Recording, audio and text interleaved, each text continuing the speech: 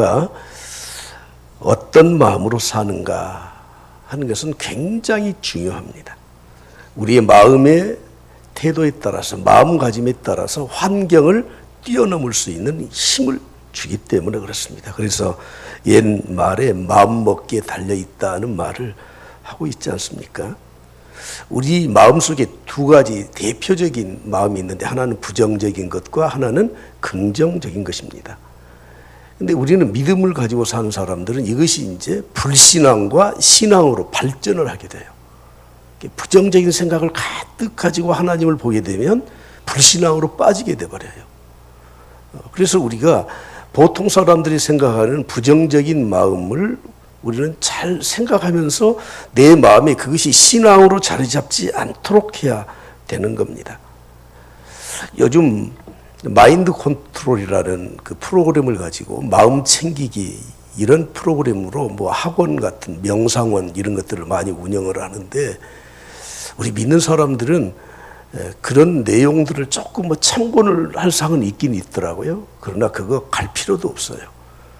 우리는 믿음을 올바로 가지고 살게 되면 마인드 컨트롤은 정확히 그냥 되고 남는 것이기 때문이니까. 여러분, 세상 사람들은 자기가 옳다고 생각하는 것, 긍정적인 마음을 가지고 살면서 신념으로 살아갑니다. 그런 사람은 심지가 굳다고 말을 합니다. 그러나 우리는 사람이 가지고 있는 이 내적인 내 마음 챙김에서 오는 신념이 아니라 하나님이 우리에게 주시는 신앙으로 살아가는 사람들이에요. 신념을 가지고 사는 사람과 신앙으로 사는 사람들과의 차이는 엄청난 거예요. 여러분, 아무리 내 마음, 내 스스로를 다스리고 내 힘을 개발해 낸다고 해서 뭐 어떻게 뛰어난 능력이 내 안에 있는 게 아니에요. 그러나 외부로부터 오는, 전능하신 하나님께로부터 오는 그 신앙을 가지고 사는 사람들은 내 능력의 한계를 극복할 뿐만 아니라 뛰어넘을 뿐만 아니라 우리 주님이 말씀하신 것처럼 내가 하는 일을 너희도 할 것이요 나보다 더 큰 일을 너희가 할 것이라는 이 말씀과 같이 우리는 믿음으로, 신앙으로 우리의 모든 삶을 극복하고 이겨낼 수 있다고 하는 것입니다. 요즘 모두가 다 코로나19에 의한 팬데믹에 대해서 다 말을 하는데, 여러분, 이것이 어떻게 있든지 어쨌든지 우리는 흔들리지 않는 하나님을 바라보는 그 믿음을 가지고 살 때 이 모든 것들도 다 극복하고 이겨낼 수 있을 줄로 믿습니다. 할렐루야. 오늘 본문 말씀에 갈렙에 대해서 이렇게 소개하고 있습니다. 24절 말씀을 보십시오. 다 같이 한 목소리로 봅니다. 그러나 내 종 갈렙은 그 마음이 그들과 달라서, 갈렙은 그 마음이 그들과 달랐습니다. 갈렙의 마음은 원망하는 사람, 이스라엘 백성들의 그 부정적인 마음과 전혀 달랐다고 성경은 소개하고 있습니다. 그래서 오늘 설교의 제목을 하나님을 온전히 따른 갈렙이라는 제목으로 말씀을 드리려고 합니다. 하나님은 민수기서를 통해서 출애굽을 한 이스라엘 백성들이 어떻게 광야 생활을 하는지를 기록하고 우리에게 전해주고 있습니다. 민수기, 백성들의 수를 센, 다시 말하면 인구조사라는 제목이 민수기예요. 하나님이 홍해를 건넌 이후에 그들의 인구조사를 하도록 했습니다. 1년 5일 만에 인구조사를 한 번 했습니다. 그래서 각 지파별로 대열을 딱 정리해 주었습니다. 그리고 광야 생활을 다 마칠 때쯤 다시 한번 인구조사를 또 하게 했습니다. 그래서 이 민수기의 이름을 인구조사라는 뜻으로 민수기라고 이름을 정해 준 것입니다. 자, 여러분, 광야 행진을 하면서 이스라엘 백성들에게 가장 먼저 하나님이 하셨던 것이 뭐냐면 그들의 대열을 정비해 놓은 거예요. 각 지파별로. 지금까지는 430년 동안 애굽에서 살면서 그냥 엉켜 살았습니다. 마음대로 살았습니다. 종살이하면서 살았습니다. 이제는 새로운 하나님의 백성들로서 살아가야 될 때는 그렇게 살면 안 되니까 대열을 정비해 주신 것입니다. 레위인들은 이스라엘 백성들과 하나님 사이에서 중보 사역을 하고 성막을 섬기는 일을 해야 되기 때문에 그 대열의 인구 수에서 빠져 있죠. 여러분, 우리가 이 세상을 살아가면서 군대 대열로 이렇게 정비한다는 것은 세상은 영적 전쟁터이기 때문에 우리가 세상을 살아가면서 코로나19의 팬데믹의 이 현상과 같은 일이 앞으로도 계속될 것입니다. 이런 일들을 앞으로 또 우리가 당하게 될 텐데 우리의 신앙을 정비하지 않고서는 우리는 이 난관을 헤쳐나갈 수 없다는 것을 아셔야 되죠. 두 번째로 하나님은 이스라엘 백성들의 인구조사를 통해서 대열을 정비하신 후에 또 한 가지를 주셨는데 그게 무엇이냐면 그들의 정결법을 주셨어요. 광야 생활을 하다 보면 그들이 원치 않는 부정한 일들을 많이 만나게 될 것입니다. 광야에서 가장 무서운 병이 피부병이에요. 전염성이 굉장히 강해요. 이스라엘 백성들 60만 대군이라고 하지만 그들의 이 여자들, 노인들, 어린아이들까지 합치면 200~300만 명 정도 되는 거대한 인구입니다. 광주 시민의 인구가 150만이에요. 우리는 광주 광역시 이렇게 넓은 땅에 흩어져 사니까 그래도 이제 널찍널찍 살지만 모여 있으면 어떻습니까? 150만 명이 한편에 모여 산다고 생각해 보십시오. 근데 200~300만 명이 그 좁은 협소한 장소에서 텐트를 치고 모여 사는데 얼마나 많은 일들이 일어나겠습니까? 그들은 부대 끼고 살고 그 텐트 속에서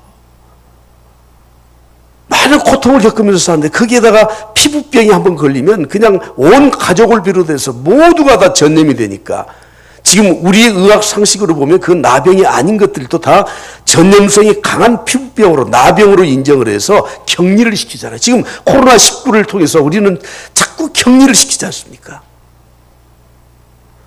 오늘 제가 민수기 14장에 있는 이 말씀, 13장 14장에 있는 말씀이 꼭 우리의 현실처럼 보이는 거예요. 우리가 이런 현실 속에서 우리는 신앙의 대열을 다시 한번 정비하지 않으면 안 되고 그리고 정결의 법에 대한 분명한 원칙을 가지고 살지 않으면 안 된다고 저는 생각했습니다.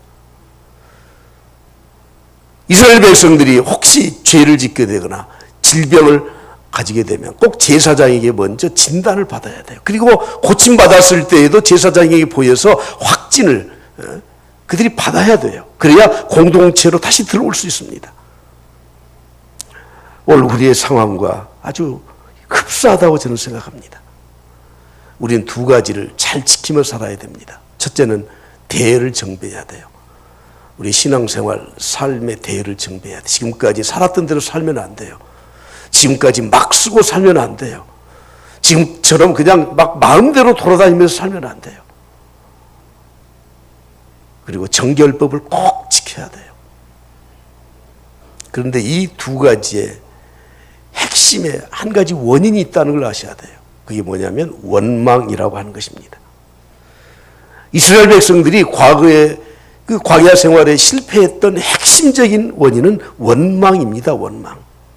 그들이 다베라에서 고기 못 먹어서 죽겠다. 부추와 파를 먹지 못해서 우리는 기력이 쇠졌다 하고 엄청난 불평을 했어요. 그때 하나님은 진노하셨습니다. 그리고 그들을 불로 다 태워버릴 작정을 할 때 모세가 하나님을 가로막고 용서해달라고 간구했을 때 하나님은 용서해 주셨죠. 그래서 그곳을 다베라라고 이름을 지어서 다베라라는 말은 불로 사른다는 뜻이에요.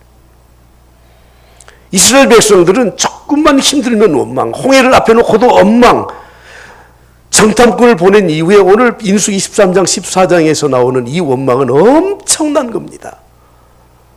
그래서 우리 하나님은 여호수아와 갈렙 외에는 기성세대는 가나안 땅에 들어가지 못하도록 하셨던 것입니다. 금년 2020년 우리가 직면하고 있는 코로나19의 팬데믹 현상과 아울러 우리 교회는 첨단 비전 2020을 지난 10년 전부터 제가 부르짖어 왔었습니다. 금년이 2020년. 우리가 이제 결단을 하고 하나님이 우리에게 주신 그 비전이라고 하는 것들을 어떻게 감당해야 될 것인가 하는 것을 정리해야 될 때가 되었다고 생각이 됩니다. 이제는 대열을 다시 정비해야 되고 특별히 우리가 이런 엄청난 세계적인 재앙의 상태에 이르렀을 때 우리 기독교인들, 신앙을 가진 사람들이 어떻게 대처해야 될 것인가 하는 것인데 세상 사람들이 들으면은 아마 코웃음을 치겠죠. 그것이 무엇입니까? 예배 회복입니다. 예배 회복입니다. 할렐루야. 예배가 회복돼야 돼요. 치유와 회복을 위해서는 먼저 우리의 영적인 회복, 기도의 회복, 예배의 회복, 하나님을 향한 이 열정의 회복이 먼저 있어야 돼. 그런 대회를 다시 정비를 해야 되고, 우리 교회에 주신 첨단 비전 2020의 이 비전을 앞으로 이루어갈 수 있도록 하기 위해서는 우리의 교회의 모든 체제를 다시 한번 정비해야 합니다. 이것이 당면한 우리의 과제라고 생각이 됩니다. 오늘 또 제가 9시 예배 마치고 10시에 내려가서 새가족 성경 공부하고 또 끝나자마자 또 11시 예배 지금 참석해서 설교하고 있습니다. 이번에 대상자들 또 지원을 받게 되니까 한 20여 명 가운데 오늘 그렇게 20명 다 오지는 않았습니다. 저는 참 기대가 됩니다. 왜냐하면 하나님의 말씀은 활력이 있고 능력이거든요.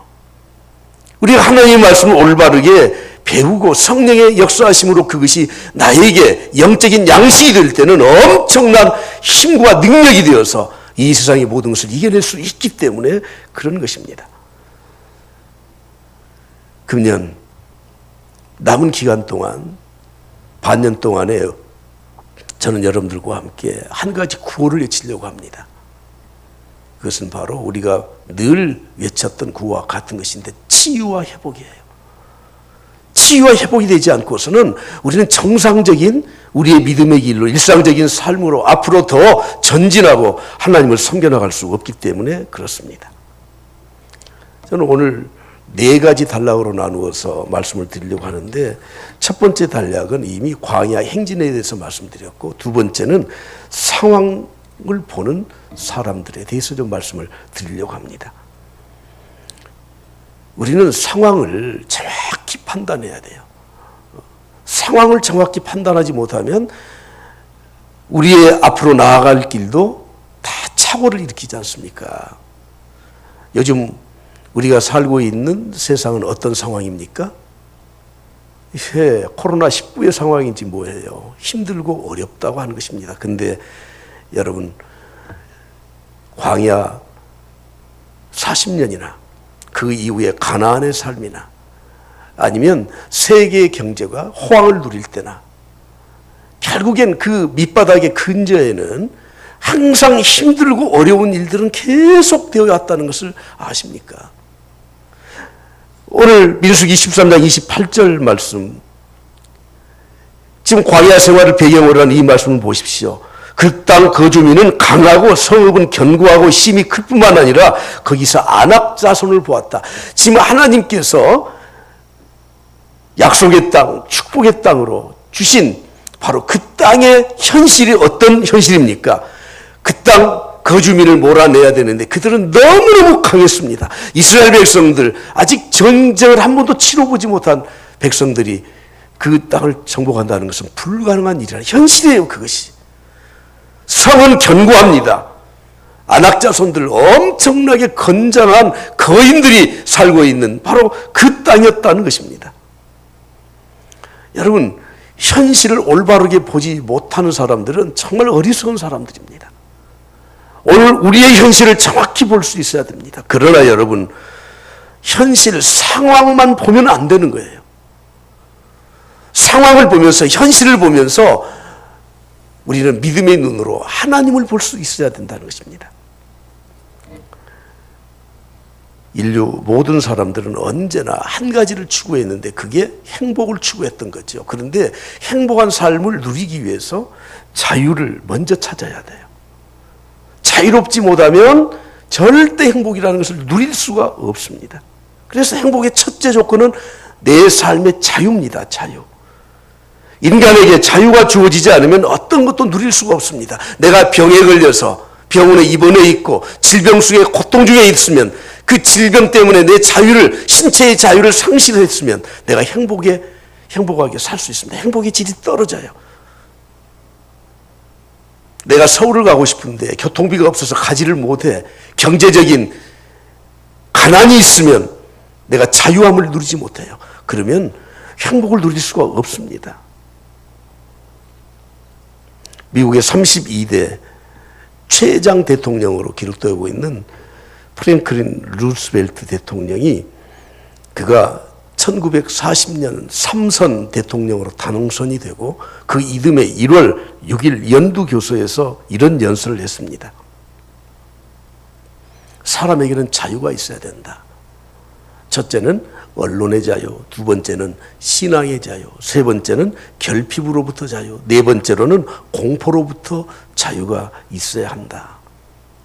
그때 당시는 지금 2차 세계대전이 진행 중에 있었습니다. 미국은 아직 그 2차 세계대전에 참전하지 않았습니다.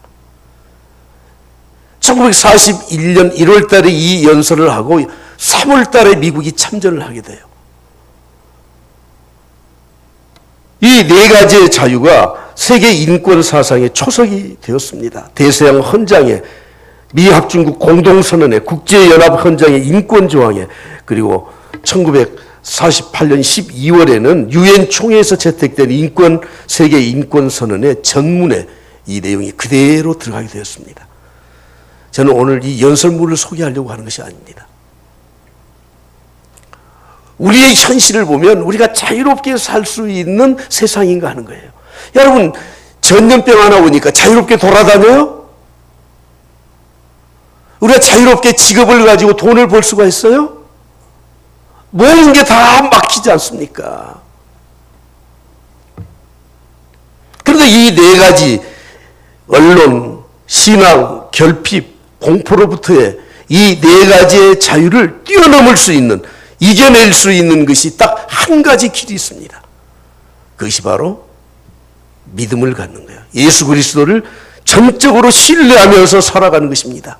너희는 먼저 그의 나라와 그의 의를 구하라. 그리하면 이 모든 것을 너희에게 더하여 주실 것이다. 먼저 그의 나라와 그의 의를 구하는 우리의 확고한 믿음이 있어야 된다는 것입니다. 아무것도 염려하지 말라. 다만 기도와 간구로 너희 구할 것을 감사함으로 하나님께 아뢰라.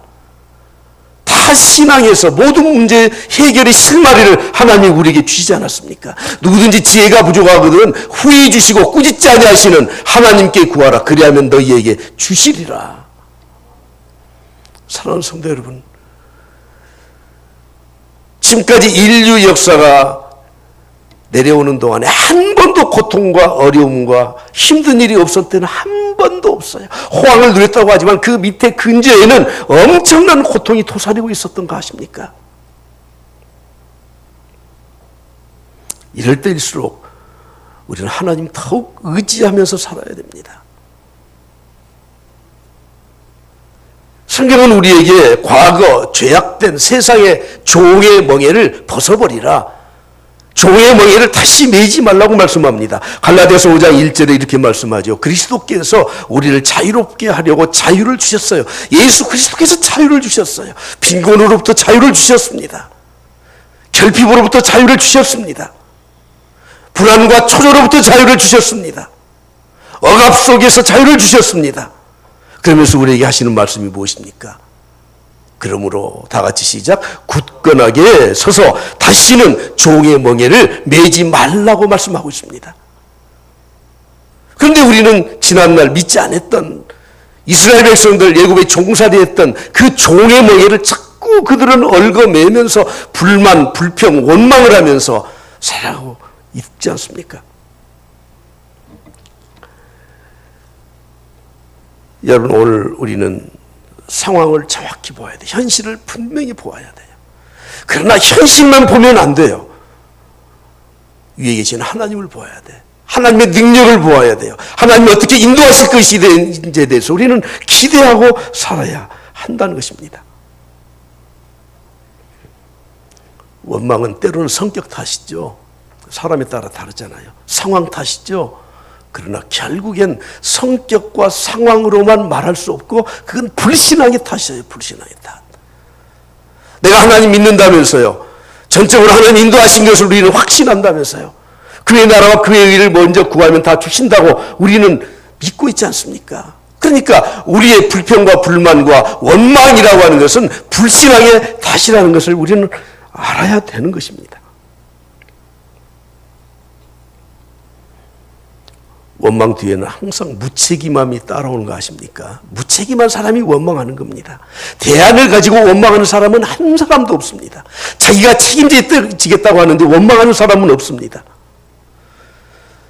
오늘 22절 말씀해 보면 이렇게 말씀합니다. 내 영광과 애굽과 광야에서 행하신 내 이적을 보고서도 이같이 10번이나 나를 시험하고 10번이나 시험했어. 이스라엘 백성들이 23절에 내려와 보면은 또 나를 멸시한다고 말씀해요. 원망하는 것은 하나님을 시험하는 것이고 하나님을 멸시하는 것이라고 우리에게 말씀을 하고 있습니다. 원망은 노의 근성을 다시 일어나게 만들어줍니다. 그럼 우리는 어떻게 살아야 되는가? 현실만 보는 사람이 아니라 이제는 하나님을 보고 사는 사람이어야 돼요. 따라서 합시다. 하나님을 보고 살자. 하나님을 보고 살아야 돼요. 현실을 무시하자 그런 말이 아니에요. 현실을 보았느냐? 그러면 우리가 하나님을 바라보자. 10명의 정탐꾼들 현실을 정확히 보고 있습니다. 장대한 민족이 있습니다. 안악자손이 있습니다. 그곳에서는 그러나 하나님이 말씀하신 것처럼 이 과일을 보십시오. 엄청나게 비옥한 땅입니다. 현실을 보았잖아요. 그런데 10명의 정탐꾼들은 우리는 절대 그 성 정복할 수 없습니다. 그러나 믿음의 사람 여호수아와 갈렙은 뭐라고 말을 합니까? 민수기 14장 8절 본문 말씀을 보십시오.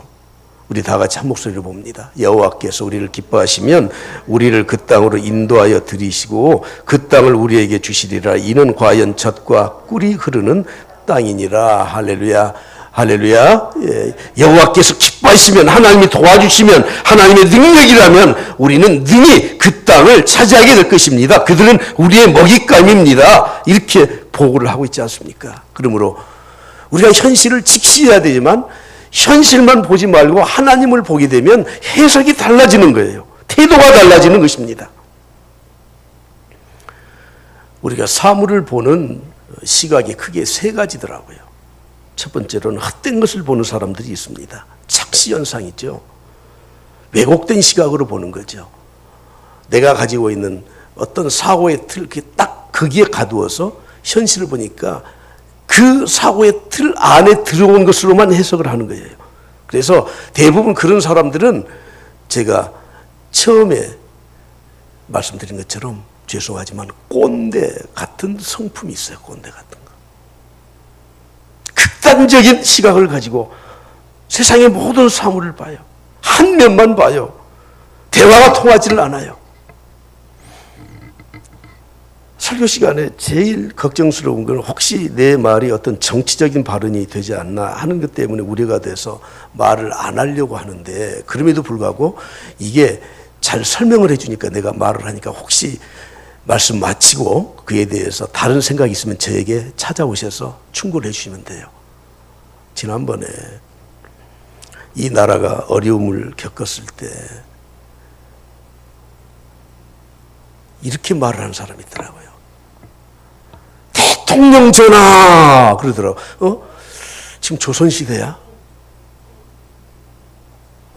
그분들은 절대 이 생각의 프레임이 안 바뀌어요.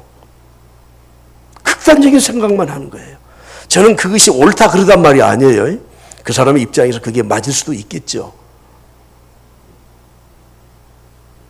사물을 보는 시각의 세 가지, 첫 번째는 헛된 것, 잘못 보는 거예요. 왜곡된 시각으로 보는, 착시현상으로 보는 거예요. 두 번째로는 나타나는 사실, 현상만 보는 겁니다. 저는 지난번에 심리학 그 강의를 하신 분이 이런 말을 할 때, 참, 이게 같은 말인데 왜 그럴까? 그분이 서두가 이렇더라고요. 현실과 진실은 다릅니다. 팩트와 진실은 다릅니다. 참 이상하다. 그리고 관심 있게 들어봤더니 이런 취지더라고요. 우리는 우리 앞에 있는 현실을 우리는 사실로 받아들이잖아요. 그렇죠. 사실과 진실은 다르다는 거예요. 무슨 말이냐면 누가 나를 굉장히 친절하게 잘해줘요. 그게 사실이에요, 아니에요? 사실이죠, 사실. 근데 우리는 그 사람이 나를 사랑한다고 해석을 해요. 근데 그 사람이 다른 목적을 가지고 나에게 접근을 하면서 친절을 막 해줘. 그 뒤에 숨어 있는 진실이 있다는 거예요. 그래서 그분이 말하는 것이 사실과 진실은 다르다. 적어도 우리는 올바른 이성을 가지고 세상을 살아가는 사람들은 사실을 사실대로 보는 거죠. 그러나 통찰력이 있는 사람은 그것을 진실로는 안 받아들여요. 왜 갑자기 저 사람이 내한테 저렇게 친절을 베풀지? 왜 우리 아버지가 요즘 내한테 왜 그렇게 야단을 많이 치지? 그게 사실이지만 나를 미워하는 건 아닌 것 같다. 그 뒤에 숨어있는 진실을 보게 되는 거죠. 신앙의 눈은 바로 그겁니다. 우리는 사실을 보아야 돼. 그것이 팩트예요. 우리 현상의 모습이에요. 그러나 그 현상만 보고 해석을 하지 말고 그 뒤에 숨어있는 진실, 지혜의 눈, 신앙의 눈을 가지고 세상을 볼 줄 알아야 진정한 신앙인이라고 할 수 있는 것입니다. 그런데 우리가 하나님의 안목으로 믿음의 눈으로 세상을 보려고 하지만 내 눈앞을 가리는 것들이 있다는 걸 아셔야 됩니다. 오늘 새벽에 일어나니까 비가 좀 오더라고요. 해가 뜰 일출 시간이 됐는데 비가 오고 구름이 가득 내려앉았는데 보여요, 안 보여요? 보셨어요? 엄청나신 분들이 계시네요. 그냥 어떻게 레이저로 쏴서 보셨나? 내가 영적인 안목으로, 신앙의 안목으로, 하나님의 시각으로 세상을 보려고 하는데 내 앞을 자꾸 가려서 그걸 못 보게 하는 것이 있다니까. 이걸 걷어치워야 돼요. 이걸 걷어치우지 않으면 아무리 내가 믿음으로 보려고 애를 쓰고 해도 안 보여요, 안 보여. 그 세 가지를 오늘 제가 설명을 해드릴게요. 첫째는 내 감정을 앞세우면 안 돼요. 사람은 8만 4천 개의 감성의 이 신경자족이 계속 움직인대요. 그래서 어떤 사건을 보면 8만 4천 개의 감성의 신경이 막 활동을 한대요. 그러면서 그것이 감정으로 나타나. 나를 화나게 하는 어떤 현실을 보면서 신경세포가 나를 막 자극을 해요. 그래서 목소리가 커지고 얼굴이 붉어지고 땀이 나고 다리가 후들후들 떨리고 행동이 빨라지고 그러면서 우리의 감정을 표출하게 된다는. 그런데 여러분, 우리의 감정이 심하게 발동되면 절대 이성적인 안목으로 현실을 못 봐요. 그래서 우리가 내 안에 잘못된 감정들로 나를 사로잡고 있으면, 그 감정들이 나를 사로잡고 있으면 내가 영적인 눈을 떠서 하나님을 보려고 해도 하나님이 안 보여요. 하나님 시각으로 볼 수가 없는 겁니다. 사람들은 내가 감으로 알아. 나 딱 보면 안다니까. 내가 뭐 몇십 년 사람을 상대했는데 딱 보니까 알겠구만. 여러분, 그 어리석은 사람이 어디가 있어요, 세상에? 두 번째는 다수의 사람들에게 매몰되면 하나님을 절대 볼 수 없습니다. 12명이 정탐을 하고 왔죠. 10명이 큰일 났다. 2명은 하나님 바라보자. 어디로 기울어졌습니까? 10명 쪽으로 기울어져요. 다수에 매몰되면 안 돼. 민주주의의 함정이 여기에 있는 거예요. 이스라엘 백성들이 주님을 그렇게 추종하고 호산나 다윗의 자손이야. 손에 종려나무 가지를 흔들어서 주님이 예루살렘 입성할 때 그냥 호산나 다윗의 자손이야 그러던 사람이 예수님을 십자가에 못 박겠다고 딱 죄수로 끌어다 놓으니까 예수를 십자가에 못 박으시죠. 다 군중 심리에 의해서 좌우된 거 아닙니까? 세 번째는 부정적인 말을 듣게 되면 하나님의 시각으로 볼 수가 없어요. 말은 엄청난 전념성이 있는데 긍정적인 말보다 부정적인 말이 훨씬 더 전염되는 강도가 높다는 거 아십니까? 팬데믹 이후에 우리가 겪는 우리의 삶에서 오는 이 불안한 마음과 이 부정적인 수많은 사건들과 학설들과 말들이 우리를 엄습해 오게 될 것입니다. 우리는 거기에 매몰되면 안 돼. 절대 그러면 하나님의 뜻을 우리가 볼 수가 없다는 것을 아십니까? 20세기 들어와서 백성들의 마음을 휘 잡아가면서 군중 심리를 일으켜서 독재를 했던 대표적인 사람이 히틀러예요. 아돌프 히틀러예요. 히틀러. 독일 국민들이 이렇게 어리석은 사람들이 아니에요. 다 빠져들어갔어요. 조지 카터 대통령의 어머니 릴리 여사가 이런 말을 했다고 하죠. 우리의 부정적인 말은 사탄에게 하는 기도와 같다. 여러분, 우리의 말, 부정적인 말 하지 않길 바랍니다. 할렐루야. 백해무익입니다. 오늘 마지막 결론으로 제목처럼 하나님을 온전히 따른 갈렙, 이 사람은 도대체 어떤 사람인가? 어떻게 하나님이 그를 인도하셨는가? 결론으로 말씀드리고자 합니다. 오늘 본 말씀 24절을 한번 다 같이 한 목소리로 다시 한번 더 보겠습니다. 그러나 내 종 갈렙은 그 마음이 그들과 달라서 나를 온전히 따랐은즉 그가 갔던 땅으로 내가 그를 인도하여 드리리니 그의 자손이 그 땅을 차지하리라. 아멘. 하나님을 온전히 따랐다. 온전히 따랐다는 말은 크게 세 가지 의미가 있는데, 첫째는 전적으로 따랐다는 말이에요. 여러분, 우리가 하나님의 말씀이 아니더라도 누구의 말을 들을 때 괜찮아 보이면 따라가요. 나에게 이익이 있어 보이면 따라가요. 형편이 되면 따라가요. 혹시 체면이라도 구길까 봐서 따라가요. 그것은 온전히 따른 것이 아니라는 거예요. 온전히 따랐다는 말은 전적으로 따른 거예요. 인간의 이 품성에는 죄악된 품성이 있어서 하나님을 반역하고자 하는 성품이 우리 안에 있다는 걸 항상 인정하고 사셔야 됩니다. 그래서 주님이 이렇게 말씀하시지 않습니까? 누구든지 나를 따라오려거든 자기를 부인해라. 하나님을 거역하고자 하는 자기의 이 마음을 부인하지 않고는 절대 주님을 따를 수 없다고 말씀하고 있습니다. 바울 사도는 나를 날마다 쳐서 죽인다. 나는 날마다 죽노라. 이렇게 고백한 이유가 바로 여기에 있습니다. 두 번째는 온전히 따랐다는 말은 기쁜 마음으로 따랐다는 것입니다. 억지로 하는 일에 대해서 하나님은 그걸 합당하게 받아주시지 않습니다. 다윗이 죄를 범한 이후에 하나님 앞에 회개하면서 시편 51편에 이렇게 말씀하고 있습니다. 주의 구원의 길을 내게 회복시켜 주사, 구원의 즐거움을 회복시켜 주시고 차원하는 심령을 주시옵소서, 이렇게 고백하고 있지 않습니까?